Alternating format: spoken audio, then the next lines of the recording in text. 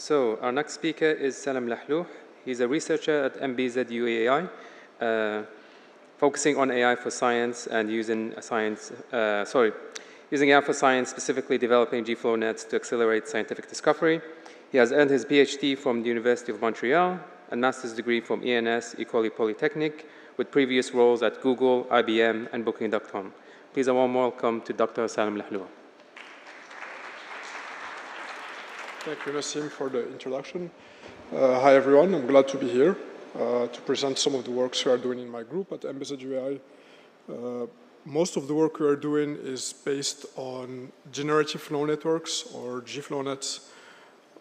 So I figured that before explaining what we're doing clearly in the group, I should introduce what GFlowNets are, because I believe that many of you here don't know what they are.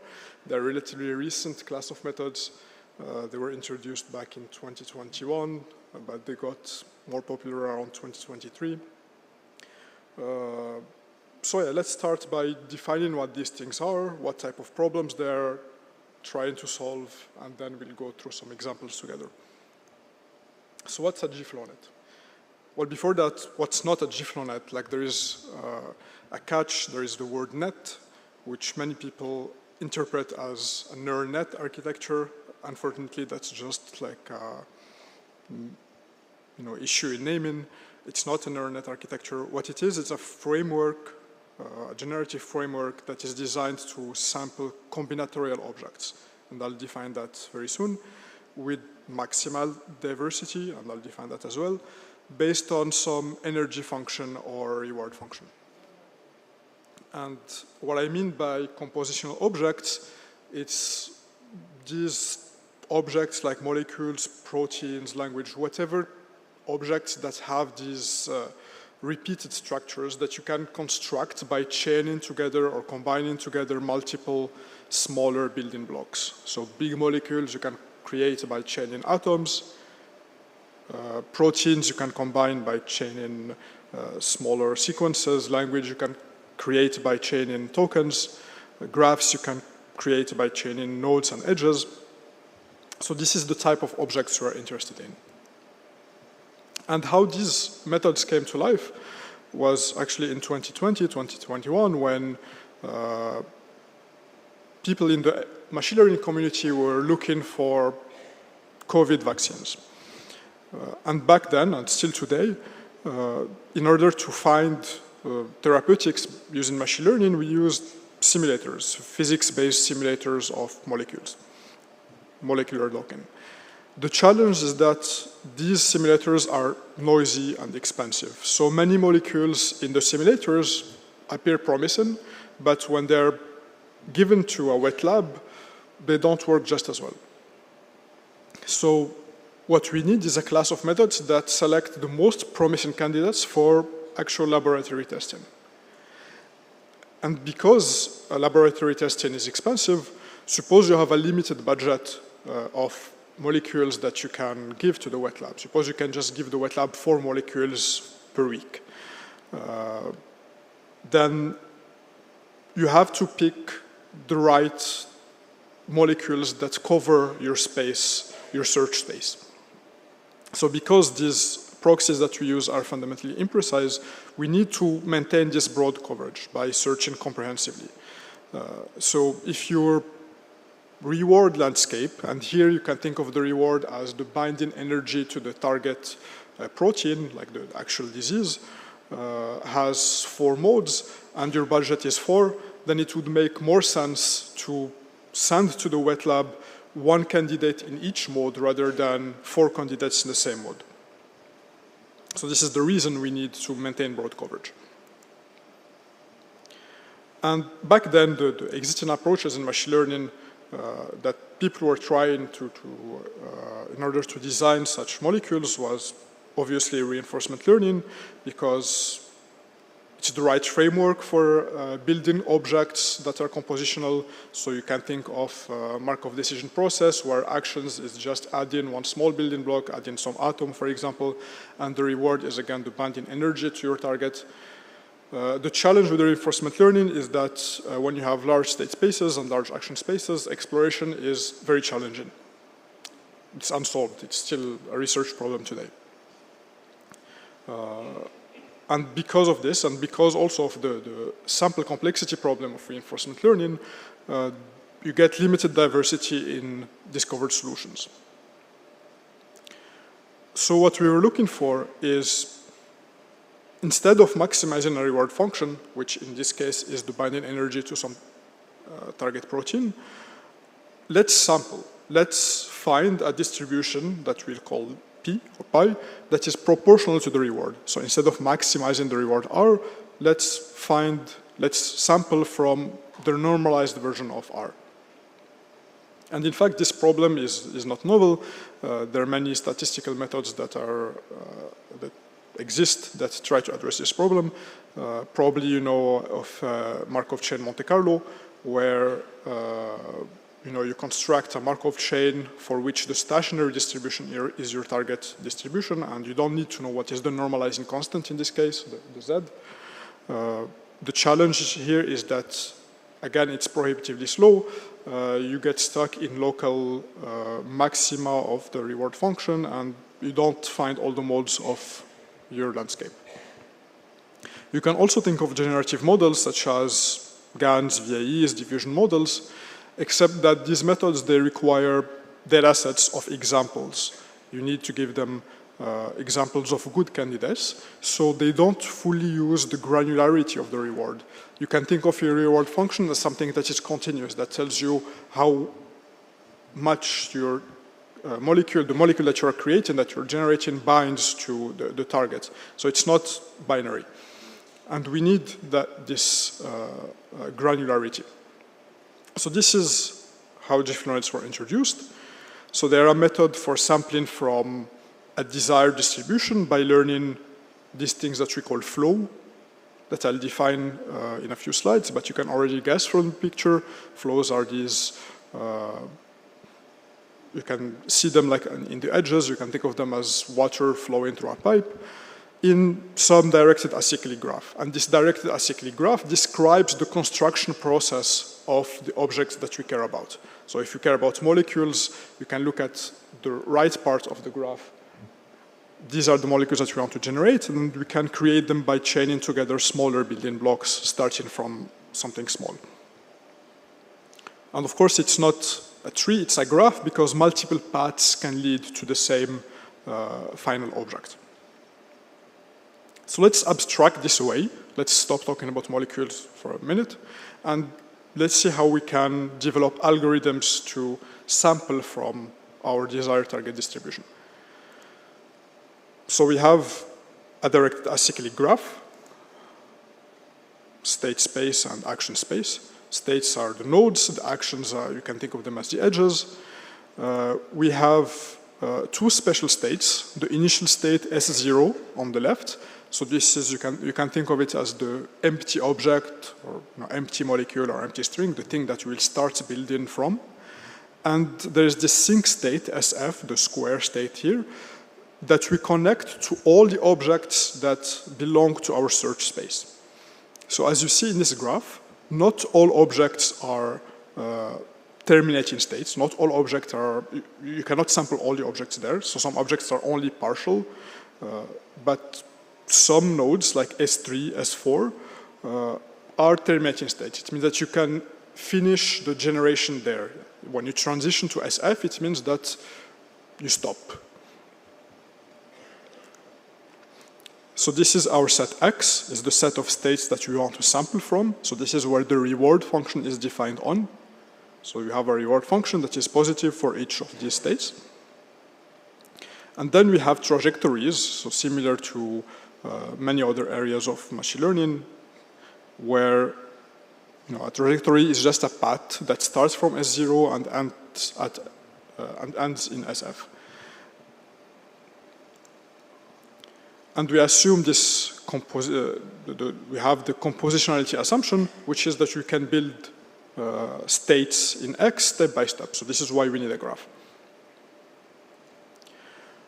So given this graph, suppose that you have a local policy, something that tells you how to transition from a state S to one of its children S prime in the graph. Well, you can chain together these local policies to define a probability distribution over trajectories. And our goal is, given this DAG and the reward function, is to find a policy, a local policy, something that tells you how to go from S to the children S prime, such that the induced terminating state distribution on our terminating states, the doubly circled nodes in the graph, satisfies the property that we want, which is being proportional to the reward function. So we are casting the search problem to a sampling problem, sampling from the terminating states. And because terminating states are the last states of very long trajectories, we're going to simplify the problem even more, which is let's find local policies that induce distributions that are interesting. So that's our problem for now. We need to find PF, the local policy. And suppose someone gives you PF. For now, I'm not telling you how you will find this PF. Then you can sample the objects that you want very easily.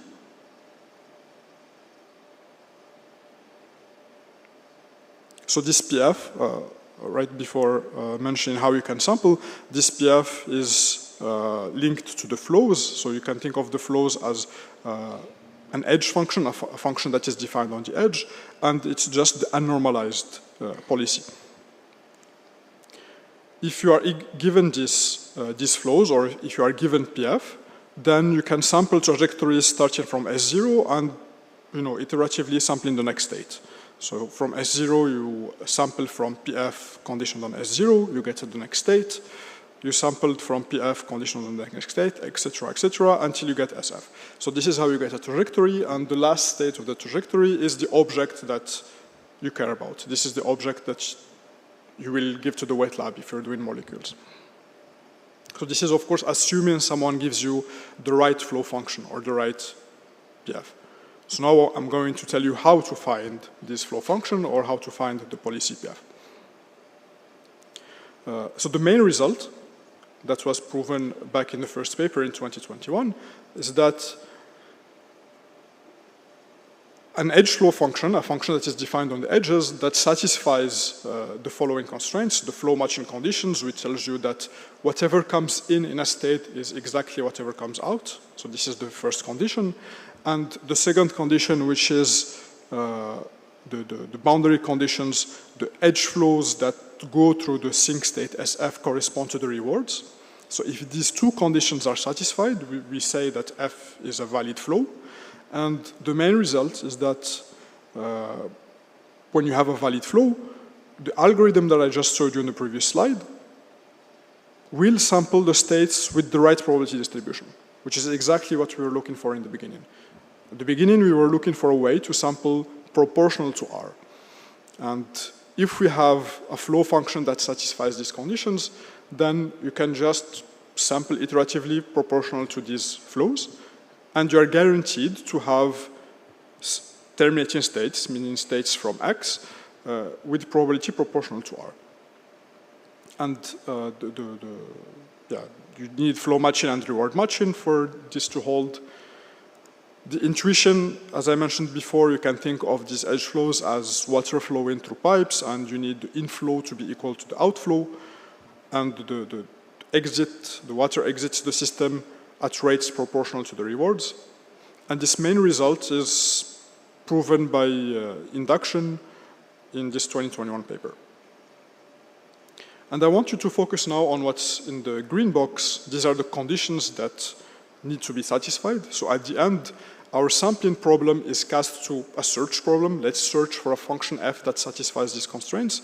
And if you look very closely, these constraints are linear. It's literally a linear system of equation with a positivity constraint because we need our edge flows to be non-negative. So the simplest way, the simplest algorithm to find this edge flow function is to solve the system of equation. So we will solve this linear system of equation defined by flow matching and reward matching and positivity constraint.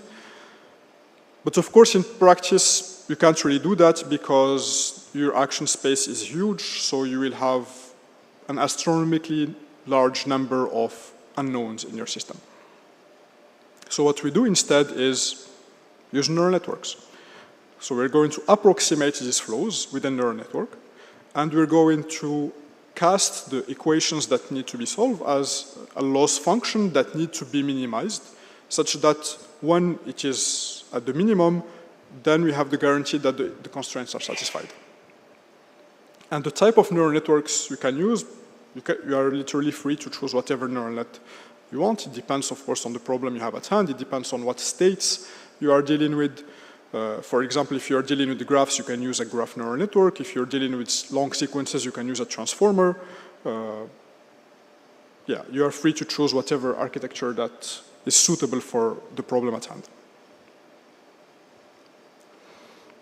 So for now, I told you one way to find the flows in order to sample proportional to R, but there are other ways. You can parameterize the flow directly by a state flow function and a forward policy, or a state flow function and a backward policy. And at the end of the day, you get other types of constraints that are equivalent to the two constraints I mentioned a few slides ago. And these neural networks are trained by minimizing a loss such that when the loss is equal to 0, then the constraints are satisfied. So the first loss that you see at the top is strictly equivalent to the conditions I mentioned a few slides ago. You can see that by saying that the loss is 0 if log has to be equal to 0. It means the numerator is the denominator, so you get the flow matching conditions and the reward matching conditions. But we have some slightly more interesting and efficient losses like the detailed balance loss, trajectory balance loss, which were proven to, of course, be equivalent to the flow matching condition. And yeah, they're more efficient in practice for various reasons. So now we have our training algorithm, how to train such systems. So your input is just a reward function, the parameters of the neural network that you're training, and you're going to repeat this process. Like when you're doing reinforcement learning, you're going to sample a trajectory. And how you sample trajectories, you can do that on policy, which you start from S0, then you just follow your policy until you terminate at SF. Or you can mix some off policy, you can mix with some off policy trajectories. You can add some uniform actions for exploration. You can add some trajectories that come from some replay buffer. It doesn't really matter. What matters is that you have complete trajectories. You compute the loss on the trajectories, whatever loss you pick, either flow matching, detailed balance, or trajectory balance, and then you update your parameters. And you repeat this process until convergence. And once you do that, you get a neural network that approximates the flows, which you can use algorithm 1 for, which is simply following the flow, and this will give you objects with the right probability distribution. So before showing you some examples, I want to give a few hints on when to use GFlowNets and when to not use them. If you have discrete compositional objects, if you have multimodal rewards, and when you care about diversity, then you should definitely try GFlowNets. But if you care about the best solution only, if you don't care about covering all the landscape of the reward function or the energy function, just think of RL or optimization. If you don't have a reward function but you have data, then you should think of generative models such as diffusion models. If you have continuous spaces with simple structures, you should think of normalizing flows or MCMC.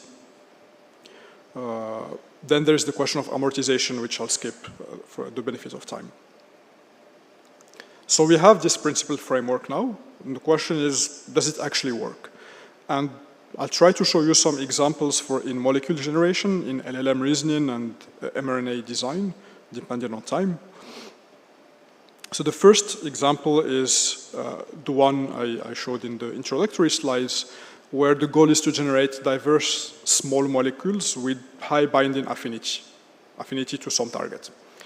And our state space is very large, up to 10 to the 60 molecules, and the actions are based on this junction tree framework where we attach molecular fragments to partial states.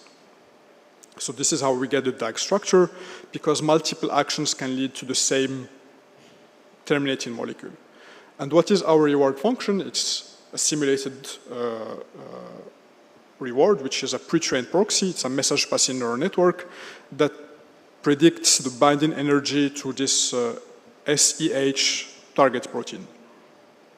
This was the first ever experiment on GFlowNets, and it was compared to Mars, which is an MCMC method, and to PPO, which is a reinforcement learning method. And the results showed that GFlowNets were able to find more unique molecules with high scores, and the set of molecules that were generated had a lower pairwise Tanimoto similarity than the baselines, and this means that you get higher diversity. The other methods collapsed to a particular mode of the reward function. And yeah, so GFlowNets were able to cover the modes of the reward more efficiently. I'm skipping many details now, but I highly encourage you to read this paper if you want the details of the experiment. But for the benefit of time, I want to show you some results on LLM reasoning now. So, like any generative model, we can condition GFlowNets on some auxiliary data or context.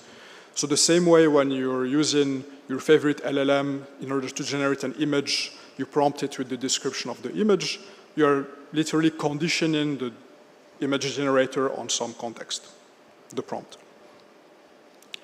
So we can make the GFlowNet conditional by training it with the condition as input. So rather than having PF of S prime given S, you just add the condition to the input of your neural network. And this has been used in 2023 for language modeling.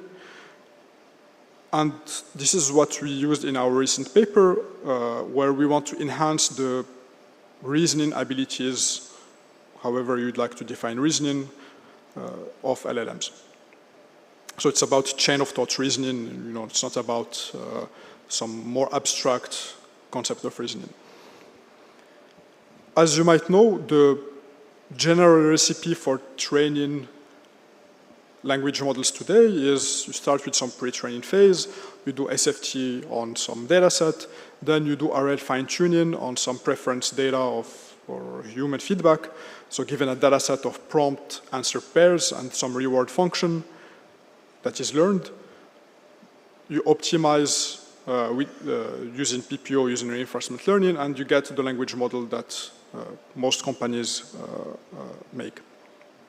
So what we propose here is, rather than doing reinforcement learning fine-tuning, let's do GFlowNet fine-tuning. So given that reward function, let's try to find all the modes of the reward function. Let's try to increase the diversity of the paths that lead to the true answer. And I can give you like a simple example, like when you think of a math problem, which is, calculate 2 times 3 plus 4, there are literally 2 ways of doing that. You either distribute the times over the plus, or you calculate the plus in the beginning and then you multiply. And what we want is a system that is able to solve our math problems and whatever problem that requires reasoning multiple ways. And our assumption was that by learning a system that is able to find a solution using diverse paths, the system is obliged to learn a diverse set of skills, so therefore it should increase its ability to solve other types of problems. So this is how we modeled our problem. So generating tokens or reasoning steps can be described by a DAG, so where each action corresponds to adding the next step of reasoning, the next sequence in the chain of thought. Reinforcement learning from human feedback aims to maximize a single reward signal, which leads to the exploitation of a narrow set of solution strategies, and we want our model to have a diverse set of strategies. And we can score both complete reasoning paths and partial reasoning paths using these things called PRMs, process reward models, which are language models that are fine-tuned to give you a score. It tells you how well your current step is. and we use some typical data sets for fine-tuning, and what we find is, in fact, increased accuracy on typical benchmarks, Math Level 5, SAT-Math, GSM 8K, compared to reinforcement learning, which confirms the hypothesis that by looking for this diversity, the model is able to learn more skills that helps solve other types of problems. And on the right table, you can see that given some question, given some prompt, we generated a certain number of solutions, and we compared the similarity, we compared how close these solutions are, and we found higher diversity with in the solutions generated by the GFlowNet approach. So for the benefit of time, I'll go very quickly over this one. We recently applied our approach on mRNA sequence design, and mRNA sequence design is an interesting problem because given some target protein, we must choose an mRNA sequence that encodes it, except that the same amino acid can be encoded with multiple codons, so the same sequence can be described by different types of sequences, the sequences of codons, and these sequences of codons, they differ in some biological and chemical properties that tell you how much or how good you can translate this sequence in the body, how stable is your sequence. So we use the same technique in order to sample sequences that try to optimize for these three competing biological objectives, and we got some really interesting results that I'll skip for the benefit of time. Last thing I want to say is that there was an extension recently to continuous spaces because in the modeling problem I mentioned a discrete structure that is described by the DAG, the directed acyclic graph, but many interesting scientific problems exist in continuous spaces. So if you want, for example, to generate molecules, but also define the angles between the bonds, that's what you can see in figure 5, you have angles that are continuous. If you're doing Bayesian inference and you want to estimate some parameters of some linear regression or some neural network, you have continuous parameters. So we extended this to continuous state spaces, and rather than having discrete sums, we have transition kernels. You can play with these in this open source library that is still actively under development, but it works quite well, called TorchGFN. There is also a recent JAX library, so I guess this is a Google event, so I should talk about JAX as well. There is a recent JAX library called GFNX, if you prefer JAX. And thank you for your attention.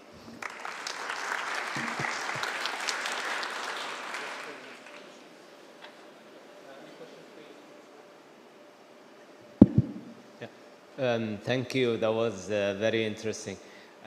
So from your experience, how sample efficient is it to train the neural network to come up with to learn these functions that satisfy the flow conditions compared to training the neural network to just maximize the reward? Because I'm thinking that if the first is easier, maybe we could use it to solve the latter by somehow annealing the distribution over time. Yeah, that's a very good question. In fact, there are works that try to use GFlowNets to solve reinforcement, like to warm reinforcement learning and training. Okay, so they are slightly more sample efficient than reinforcement learning, but still the problem of sample efficiency is itself an open question in GFlowNets. How do we explore during training the state space? And there are many works that try to use exploration techniques that were introduced in reinforcement learning and try to adapt them to GFlowNets, how to explore the state space efficiently. Okay, all right, thank you. Sure. Thank you so much for your talk. That was super interesting. I wanted to ask specifically if you've kind of come across using these as well for like generating different causal graphs. And then, yeah, how useful they've been in doing that and like validating causal graphs as well. Yeah, so I mentioned the graphs in the beginning because it was one of the successful applications in the first few years of GFlowNets. So it wasn't exactly causal graph. It was, the problem of Bayesian structure learning. Given a data set, try to find the conditional independencies that are encoded in a graph that could have generated this data set. Usual methods try to find one graph, but of course, if you have a finite data set, you have a whole distribution over graphs that could have generated this data set. And in fact, even if you have infinite data, because of Markov equivalence, you have a distribution over graphs. So this was, a typical, it was a great use case for GFlowNets, which was, we start with the empty graph, so the graph with just the nodes, because we know the nodes already, and let's try to build the graph edge by edge. And back in 2023, it was state of the art for learning this distribution over graphs. As of now, the challenge is scaling them because they worked for graphs until, I guess, 50 nodes, if I remember correctly. But the team that created that is still working on scaling them to larger and more interesting problems. I can see the value of that as well. I feel like with causality in general, it's just very difficult to kind of build causal graphs. So being able to find different combinations and testing that out would be really cool. But yeah, thank you. So there is an extension to causal graph that people are trying to work on, which is, if you want to learn the causal graph, you need intervention data. Yeah. So you need some active learning loop that tells you, given what you have learned so far, this is where you should do an intervention in order to get more data. So people are trying to include that in this loop. That's really cool. Thank you so much. Hi, Salim. Thank you for this insightful talk. I have a question. So you're fine-tuning on Open Math Instruct 2 with process reward models. How do you ensure the model doesn't just optimize for reward hacking rather than genuine mathematical understanding? Okay, I mean, this is a question for LLMs in general. Yeah, this is more of a philosophical question, I believe. Like, what does it mean, genuine understanding of math questions? For now, like, we use reward models as, it's the best proxy we have in the community for saying that a model works well or not. But yeah, it's hard for me to answer this question if you don't define what you mean by understanding. What I mean, it's for optimization when you talk about like the data set. So perhaps if you're asking about whether the model is just maximizing the reward or trying to find multiple modes of the reward. So one way we tested for that was checking for the similarity of different answers that were generated for the same question. So the fact that there was higher similarity meant that we were able to capture more modes of the reward function. But of course, we could think of maybe some more robust ways to test whether the whole reward landscape is captured or not. Okay, thank you. Thanks for the question.